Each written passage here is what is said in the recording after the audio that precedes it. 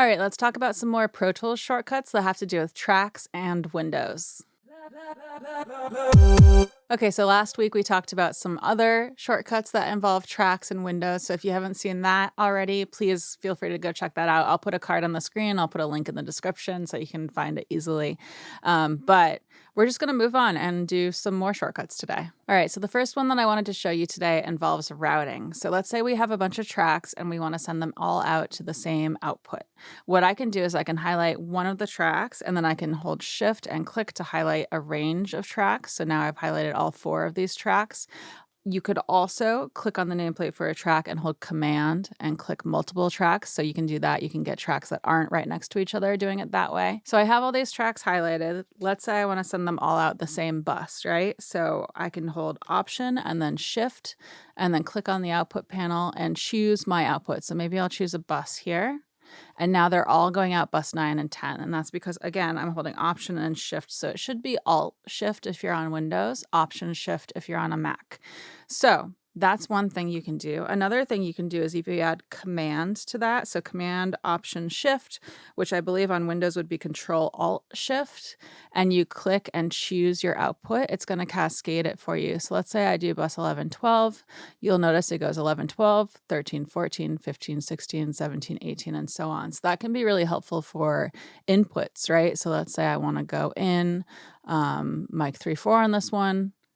It'll cascade through the list 5, 6, 7, 8, 8 at 1, 2 is what I have going on here. So you can do that. And then again, if you want to do all of them to the same thing, it's just Option, Shift.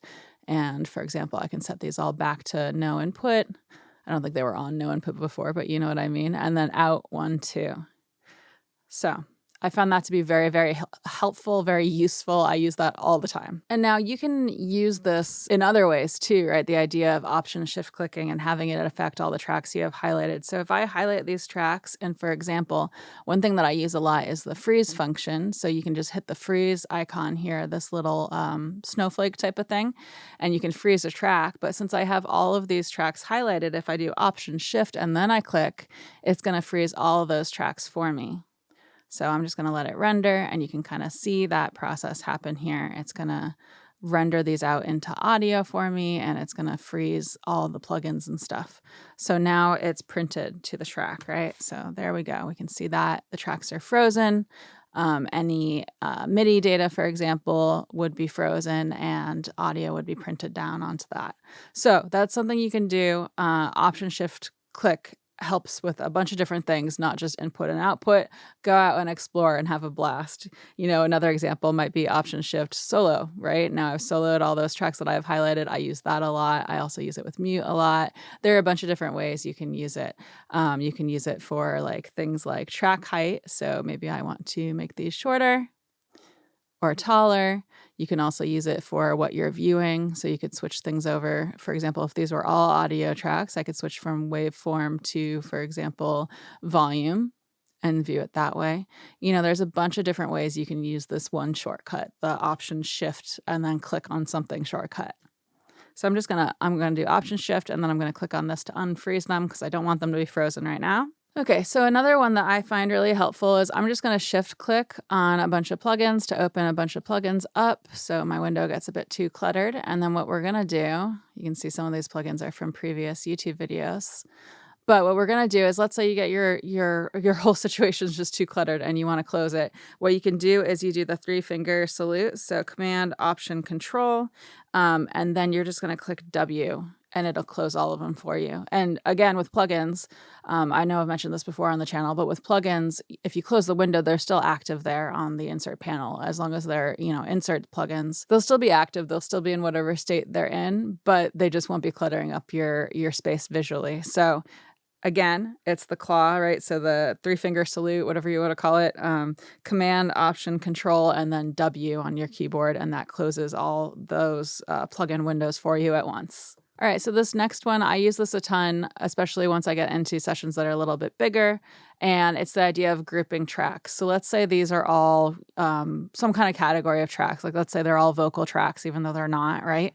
What I might do is I just do Command G, and then it creates a group for me. You'll notice it defaults to having whatever tracks you have highlighted in the group. So usually I'll highlight the nameplates, and then I'll do Command G, and then you can just name the group. So maybe I'll name it vocals, and then I hit enter.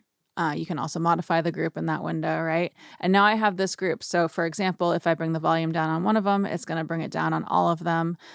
Depending on what parameters you have enabled in your groups, it will control all of them, or, things like editing, it comes in handy. So now they're all grouped. So if I hit B to break, it'll do that on all of them. Trimming will affect all of them too. Although right now this one's being a little wonky. Sometimes that happens.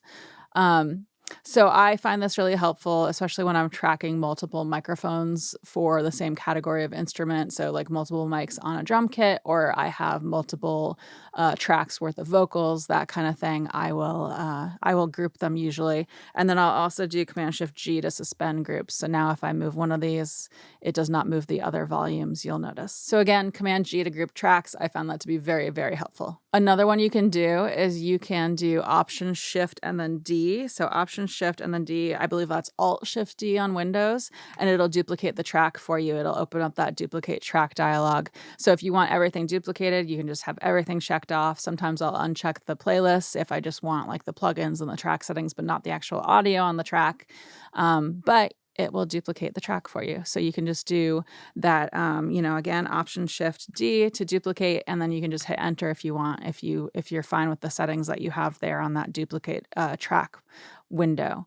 So I found that to be really helpful. You can also do Option Shift C to commit, and that opens up that commit tracks dialog. I don't use this function as much, but I know people that find it very, very helpful. And then this one comes up towards the end of our process, right? But if you are done with a project and you want to bounce it, you can do Command Option Shift B to open up that bounce to disk window. And that's just the same exact thing as if you go File, bounce to mix, right? So it used to be bounce to disk. I almost said bounce to disk, but again, Command Option Shift B to bounce. And don't forget that you have to highlight your timeline for your bounce, or it'll have like a bunch of silence at the end or something similar to that. So what other shortcuts should we talk about today? I think maybe that's a good list for today. So let me know what you think in the comments below. As always, like, comment, subscribe, hit the notification bell. I'd appreciate all of that stuff. And as usual, I have a Patreon. So it's patreon.com/CatoNoise. My Patreon patrons get access to additional content. We have a Discord server we're all hanging out on. We're running a book club on there. It's been a lot of fun. It's a small group, but we've been having a ton of fun. So please check that out if you feel so inclined. It does support my channel. It does help keep my channel independent. And I want to thank all my Patreon patrons. Thank you so much for helping me keep this channel going. And other than that, I come out with new videos every Wednesday, and thank you so much for hanging out. Okay. I don't know what's new.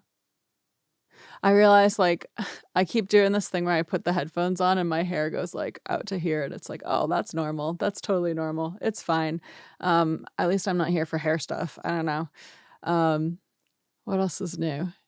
Oh, I worked on a film for a friend. It's an independent film. It's a short film. He sent it to a bunch of festivals, and it actually came in. It won. What did it win? It won Best Experimental Film at the Berlin. I don't know how to say the second part, but I'll put it up on the screen. Film festival. So I'm pretty excited about that. I did get a little weird with the sound design, and I did get to go wild with it. So I was excited to do that, and I really liked it. And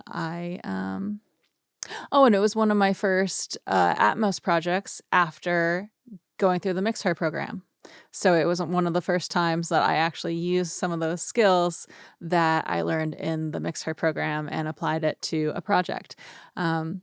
Although I was trained in how to do like music mixing, so I had to learn some of the differences between the music and film Atmos mixing, which there are differences, and it tripped me off a few times, but that's part of the process. It's okay. I did figure it out, and I did get it out, so I'm excited to have that under my belt, I guess. Okay. I hope you're doing well. Bye.